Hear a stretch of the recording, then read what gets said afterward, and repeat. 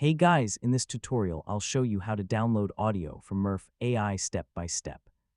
So if you've already created an AI voiceover and want to save it as an MP3 or WAV file for YouTube videos, podcasts, presentations, or editing projects, this guide will walk you through the whole process.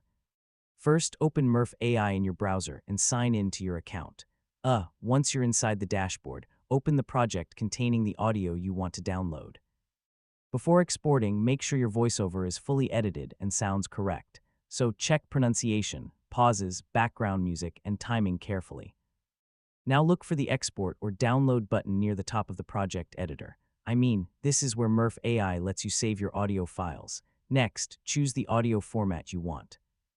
Murf AI commonly supports formats like MP3, WAV, and sometimes FLAC depending on your plan.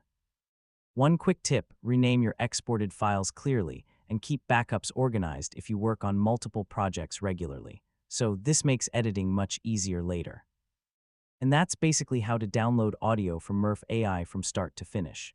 After exporting properly, your AI voiceovers will be ready to use in videos, podcasts, presentations, and more.